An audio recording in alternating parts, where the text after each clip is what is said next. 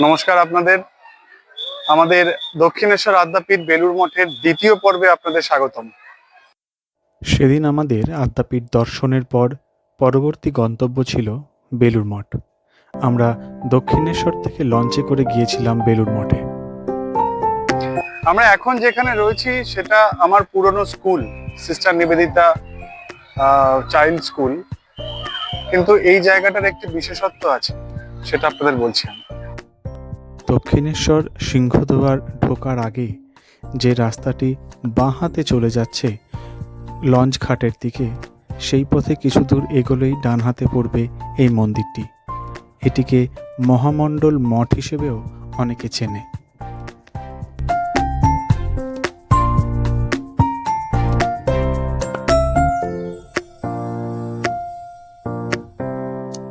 এই মন্দিরটি শ্রী শ্রী রামকৃষ্ণ পরমহংস দেবের বিগ্রহ এই মন্দিরে আছে। এবং এই পাশে যে বাড়িটি দেখছেন, এটি এখন সিস্টার নিবেদিতা প্রাইমারি স্কুল। কিন্তু তার একটা বিশেষত্ব আছে, এটি যদুনাথ মল্লিকের বাড়ি ছিল। যখন যদুনাথ মল্লিক এ বাড়িতে আসতেন তখন এখানে থাকতেন। ঠাকুরও কয়েকবার এখানে এসছেন এবং এখানে এসে তিনি খ্রিস্ট ধর্মের প্রতি আকৃষ্ট হন এবং তার পদ্ধতি জানতে আগ্রহী হয়েছিলেন। এছাড়াও বলা হয় যে সিস্টার নিবেদিতা যখন ভারতে আসেন শিকাগো সম্মেলনের পর, তখন উনি এই বাড়িটিতেই উঠেছিলেন।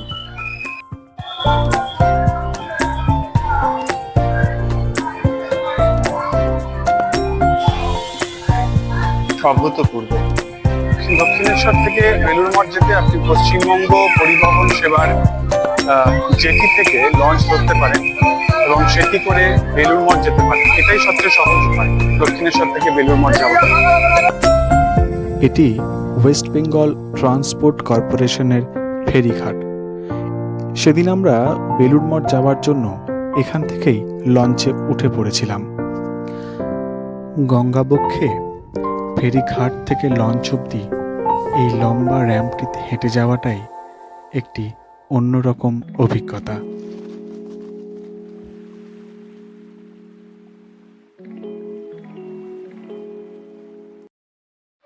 আগে লঞ্চ অবধি যাওয়ার এবং ফেরার একটি রাস্তা ছিল, এখন দুটো রাস্তা হয়েছে, এন্ট্রি আর পাশেরটা দিয়ে এক্সিট।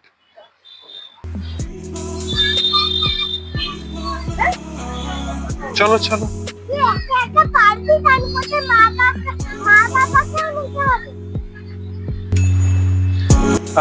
যেটির টিকিটটা আপনাদের বলে দিই।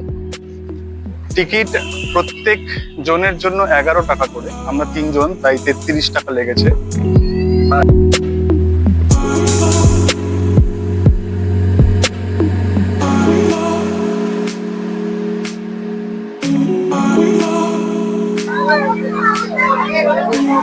কেমন লাগছে?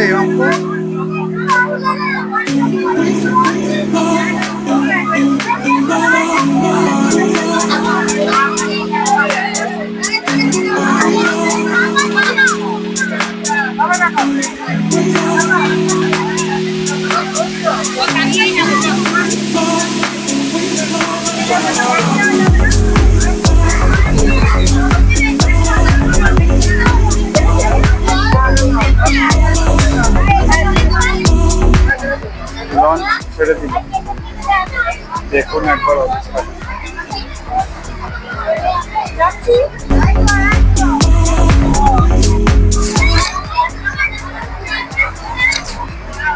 আমরা এখন ব্রিজের নিচ দিয়ে যাচ্ছি, যেটা বিবেকানন্দ সেতু, মানে ওয়েলিংটন ব্রিজ। পরিষ্কার দেখতে পাচ্ছেন, তার পাশেই আরেকটি সেতু নির্মাণ হয়েছে সরকার, যেটার নাম হয়েছে নিবেদিতা সেতু।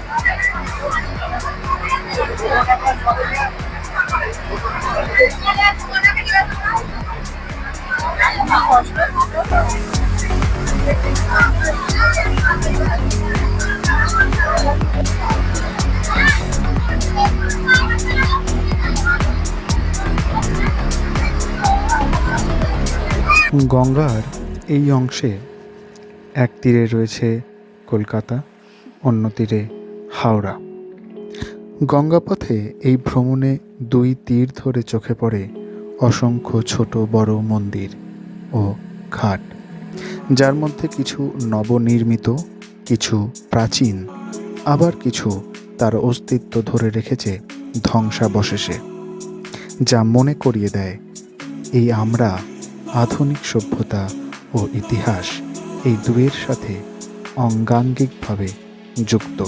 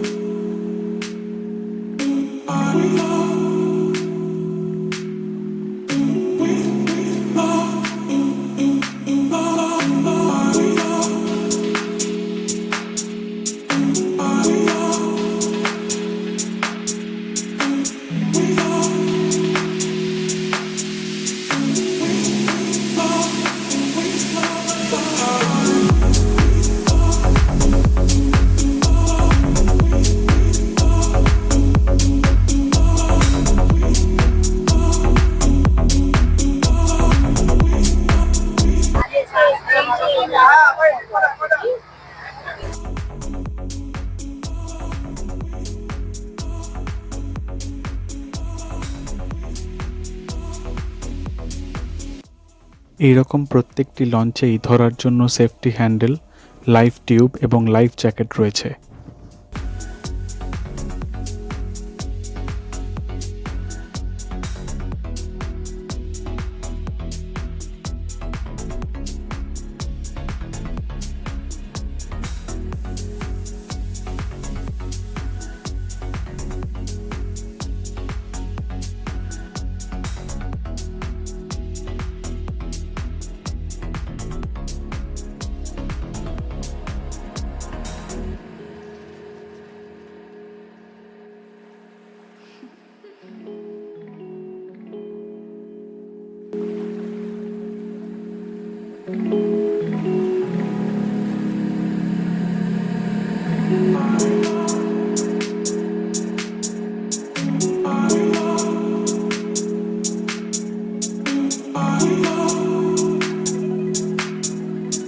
আপনাদের বলে রাখি, এই লঞ্চ পরিষেবা চলে সকাল 7:30 থেকে সন্ধ্যে 7:30 অবধি। এর মাঝের দূরত্ব 6 কিলোমিটার, যা অতিক্রম করতে কম বেশি 20 মিনিট সময় লাগে, আর প্রত্যেক 20 মিনিট অন্তর অন্তর একটি করে লঞ্চ আপনি পাবেন।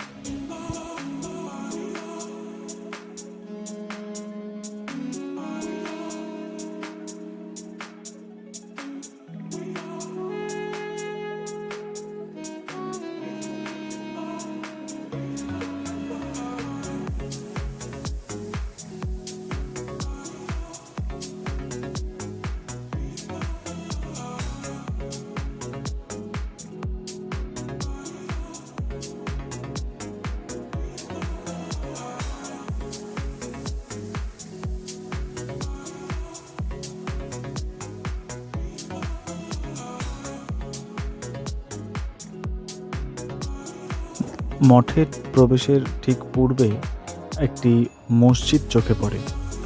জনশ্রুতি আছে এটি নাকি মঠের থেকেও পুরনো।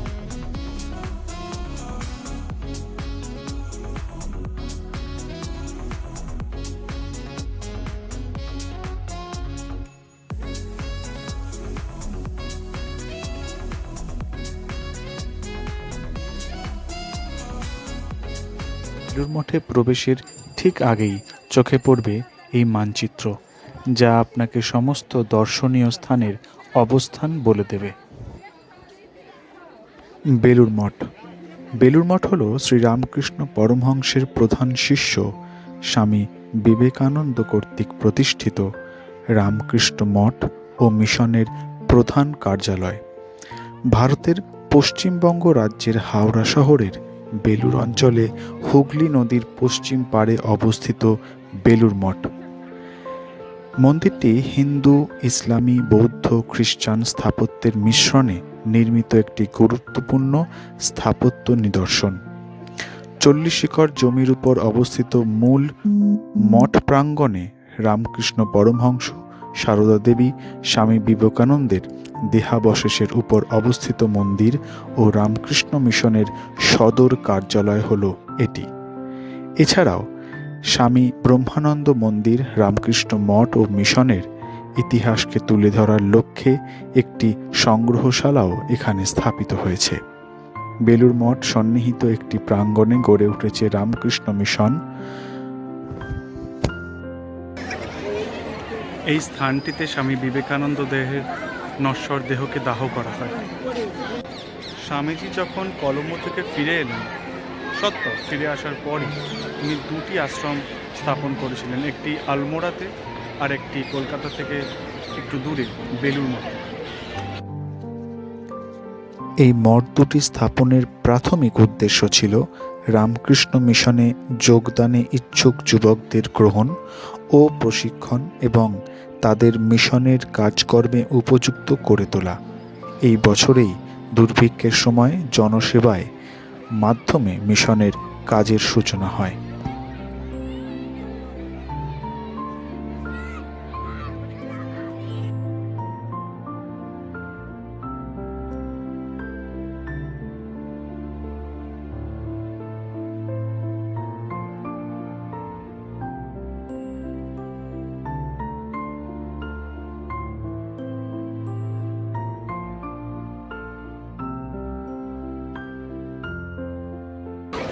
স্বামী ব্রহ্মানন্দ ছিলেন শ্রীরামকৃষ্ণ পরমহংসদেবের অন্যতম শিষ্য।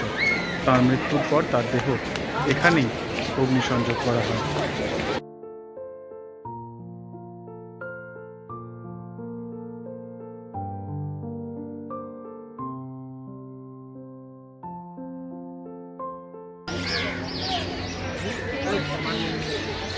অজস্র ফুল গাছ দিয়ে সাজানো, সাদা, লাল, গোলাপি। এটি স্বামীজির শয়ন কক্ষ। অসাধারণ, ভাবলেই কেমন একটা রোমহর্ষকর লাগে।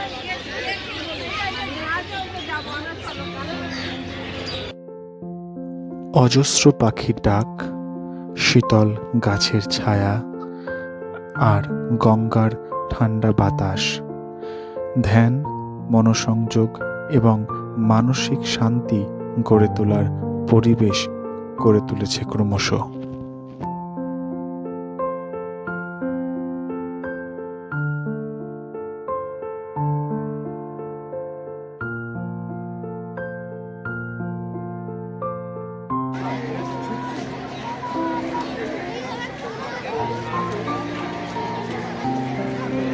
এটা Swami Vivekananda and Vedanta literature library. আপনি এখান থেকে বই নিতে পারেন, পড়তে পারেন, পড়ে রেখে যেতে পারেন, আবার কিনেও নিতে পারেন।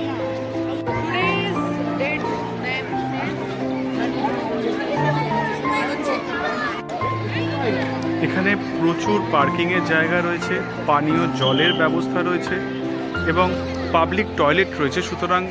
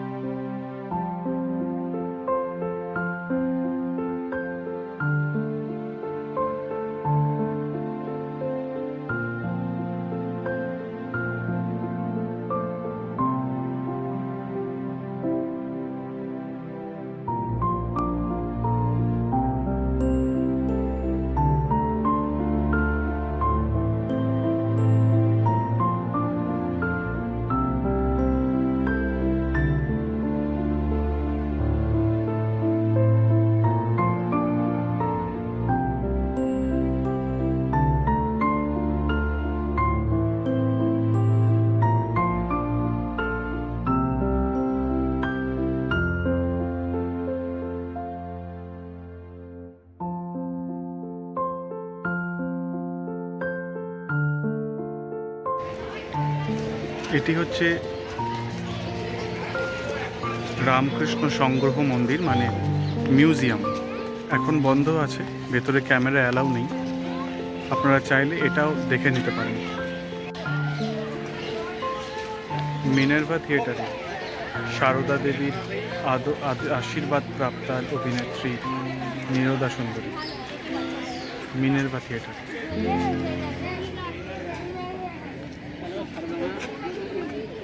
বেলুড় মঠের সময়সূচিটা একবার বলে দিই।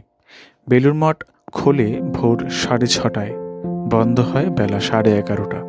তারপর আবার দুপুর 3:30 খুলে বন্ধ হয় রাত 8:30টায়। যদিও আপনি সন্ধে 6টার পর আর মঠ প্রাঙ্গণে থাকতে পারবেন না। চাইলে আপনি বেরিয়ে আসতে পারেন, না হলে প্রার্থনা কক্ষে গিয়ে বসতে পারেন। বেলুড় মঠের ভোগ প্রসাদ গ্রহণের জন্য কোনো নির্দিষ্ট মূল্য নেই। মঠে আপনি সাধ্যমতো দান করে ভোগ প্রসাদ গ্রহণ করতে পারেন। Convention centre.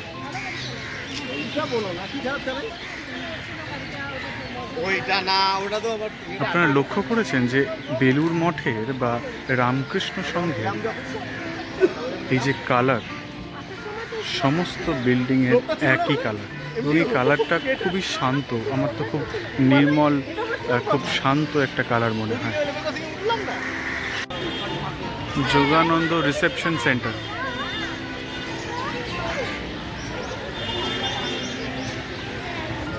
এটি বেলুড় মঠের মেন গেট। যদি আপনারা রাস্তা দিয়ে আসেন, মানে বালি ব্রিজ ক্রস করে বালিখাল হয়ে টোটো ধরে আসেন, তাহলে এই গেট দিয়েই আপনাদের এন্ট্রি করতে হবে।